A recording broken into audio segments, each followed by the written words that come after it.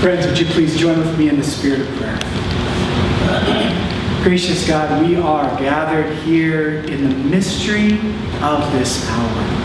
Gathered together as one strong body. Gathered, embraced by your love. We bring with us the struggles, those in our own hearts, in our own lives, as well as in this weary world. So break through our thoughts, break through our hearts, that we might sense your wisdom for the facing and the living out, not only of this hour, but every single day this week. In the strong name of the one who showed us, embodied your wisdom, Jesus the Christ, we pray. Amen. They were the kind of people who chewed with their mouth wide open, a bit of food falling from their lips, elbows on the table, and they used their salad fork for every single course. They were the kind of people whose art collection consisted of dogs playing poker and a painting of Elvis standing next to Jesus, which I swear to you is an actual painting you can buy on eBay for less than $100. The kind of people who, when you carpooled with them, they sang along to the radio off key. The kind of people who wore white after Labor Day. But the straw that broke the back of the camel was that they were the kind of people who blatantly disregarded the rule that if you take a penny from the gas station, the next time you leave a penny. This was the way of the people who called Corinth home. The Roman Empire saw the city of Corinth as a bunch of folks who were a bit superficial, a bit shoddy, a bit like what my mother-in-law would call so gauche. But there was some tension here too, because Corinth was this city of commerce. They made some of the best earthenware, pottery, bronze, mirrors that you could buy in the whole empire. And a number of the folks who lived in Corinth were able to become very, very wealthy because of the money that flowed through there. And so there was this tension that sat there. It was a group of people who you might say had cash, but no class. They had money, but no manners. And into this whole system, we also need to remember that within the Roman Empire at this time, there was a steep social hierarchy based on economics. There were a lot of people, most people at the bottom rung, who just clung there, their knuckles turning white as they were just trying to subsist day after day after day. And then there were others in Rome who were trying to claw and climb their way up to the next rung, each time trying to get one rung higher. The kind of culture and system where people are constantly comparing, contrasting what they have to what their neighbors have. An economy that just kept churning time after time, insatiable, always wanting more and more and more, and suddenly, I'm not sure if I'm talking about then and there in Corinth, or here and now in our world today.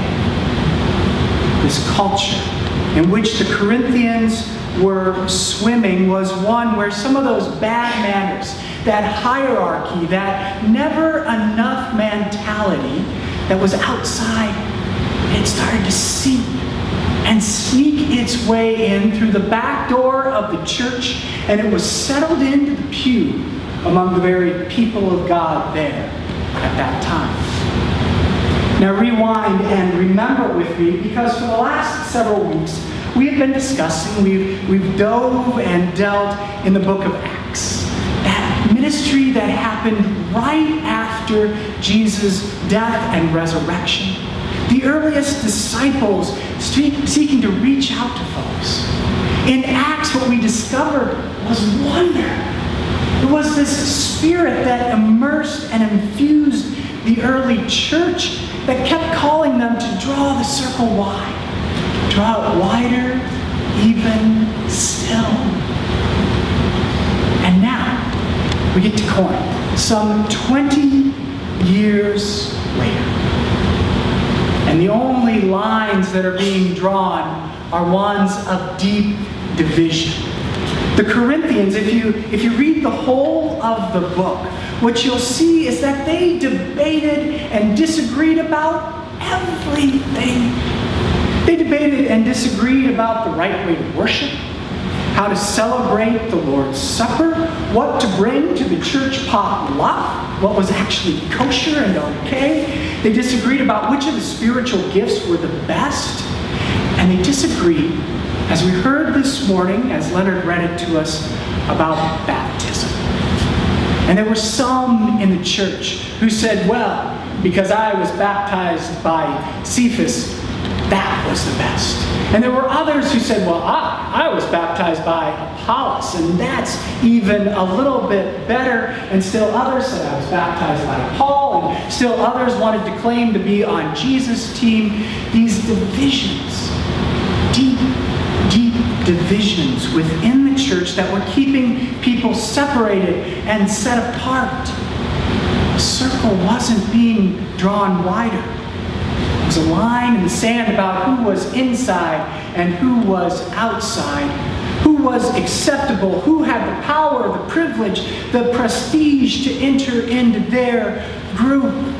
And again, suddenly, I don't know, am I talking about then and there back in Corinth, or am I describing here and now today?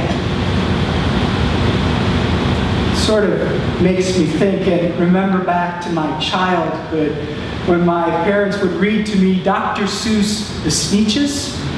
I don't know if you remember that story. There were these groups of Sneetches who lived on the beaches.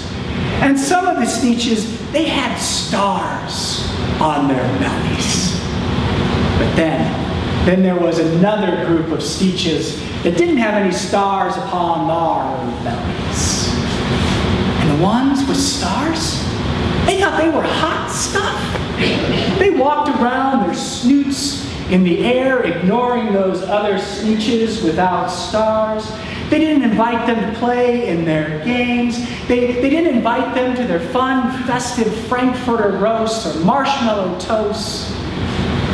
And you know, we can smile and laugh about such a silly, childish story. Until we turn on the nightly news and suddenly what once seemed like fiction, all of a sudden is staring us right back in our faces. The divisions, the deep divisions. You know, whether we're talking about baptism in Corinth, whether we're talking about a childhood story of two groups of Sneetches, or whether we're looking around our world today. The ways we've separated and set ourselves apart, sometimes economically, socially, geographically. Sometimes we push folks to the very fringes of our society and our culture. We know that racially. We know that with gender identity. We know that with sexual orientation. We see that. We swim in those divisions. So what Paul is describing here to us in that opening part of the letter speaks deeply to our hearts. And Paul's advice, his admonition to the church in Corinth, is that they should be of the same mind and the same purpose. I think sometimes when we hear that, our initial thought is to understand, well, what he must be saying is that there must be some kind of uniformity. There has to be some kind of conformity. is forced or coerced or put upon folks, you and I know what it's like. That sometimes when you try to maintain unity and conformity, it can end up being a mile wide, but only an inch deep. In our wonderful diversity, in which each and every one of us is created uniquely in the image of God. Each and every one of you bear God's DNA in a beautiful, unique way. And so when you try to live in some kind of uniformity or conformity, eventually you're going to get to the spot where you're talking with somebody and they're saying something you are diametrically opposed to. And usually, sometimes for the sake of uniformity or conformity, what you end up doing is putting this strange smile on your face, just trying to get through it.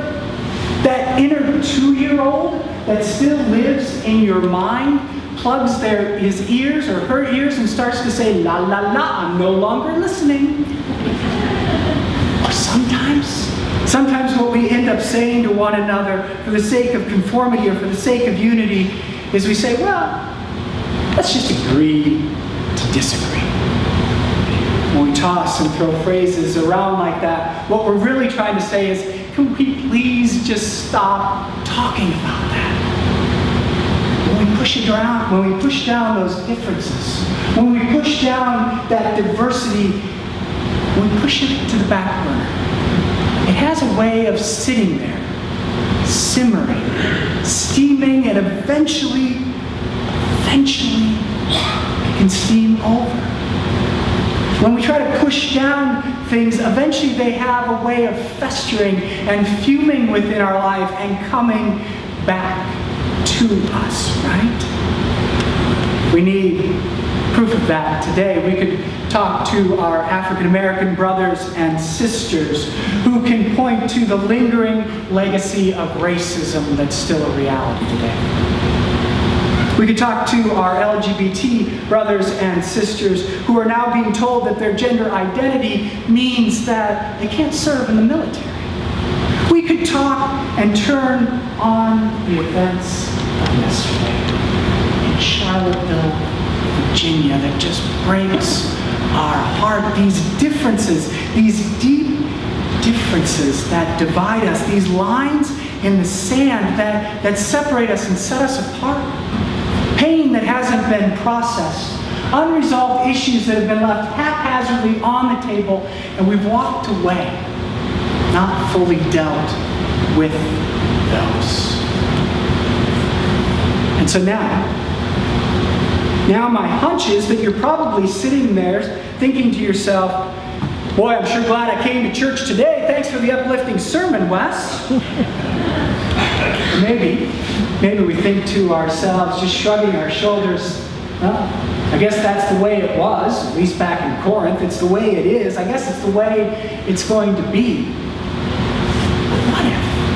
What if we dig a little deeper into what Paul might actually be pointing to when he talks about being of the same mind and the same purpose? Because if you take what he's saying a little bit deeper, I don't think he's talking about uniform among people. He's not talking about conformity.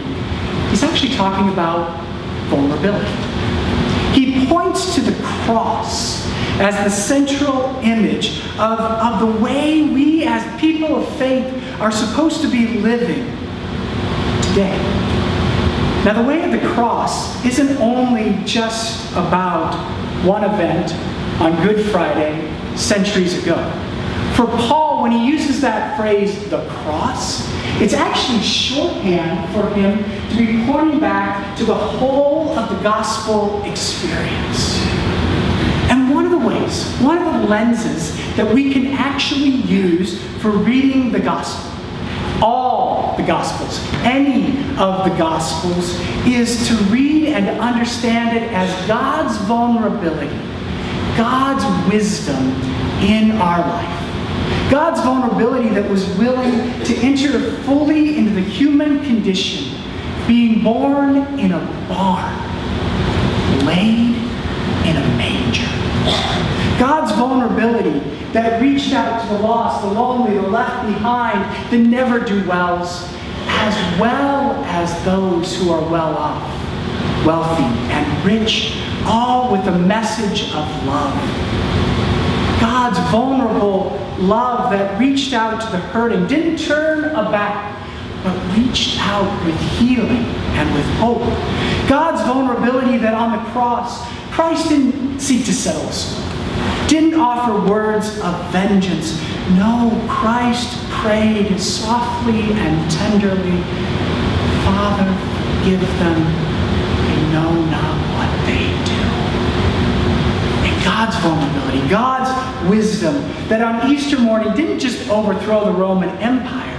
God's wisdom overthrew death, for out of that death came life. Out of darkness came light. Out of despair came hope. That is God's wisdom moving in our life. It is the wisdom of the cross. Wisdom of the cross. It is gospel truth that we would seek vulnerably to live in this world with the wisdom of God's love. I recently heard an example of this kind of grace-filled, God-filled wisdom in an interview on NPR that Krista Tippett was doing. She was talking to a conservative and to a progressive person. They were in the same room. And she wasn't interested in the usual pontificating and shouting that we so often hear on the nightly news. Instead, she wanted to dive deeper, have us listen to each other. And at one point, at the most beautiful point, at the most vulnerable point, she asked each of them to respond to this question. What is something in the other person's perspective that you appreciate? And how does it help you understand a weakness in your own thinking? Think about that. And don't just think about it theoretically. Think about somebody you disagree with in your family or a friend, somebody in your close social network. Think about that person. And what's one trait you admire in him or her? And how does that trait maybe help you understand your weakness in your own thinking?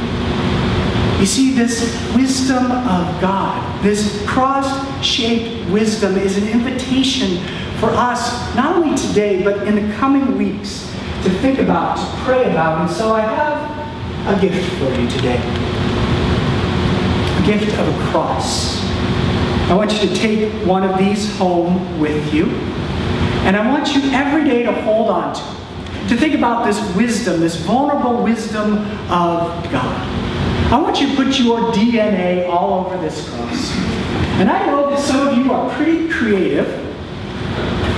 I see you out there. I know that some of you are creative, so if you want to color this cross, if you want to write some words on this cross, at least write your name on it, and then bring it back with you next Sunday. And we'll continue to explore this understanding of God's wisdom in our life at such a time as this. God's love that is still reaching out with good news, with gospel truth for us to live in such a time as this. This truth of the cross. And I guarantee you, unlike a painting of Jesus and Elvis, you can't find this on the internet.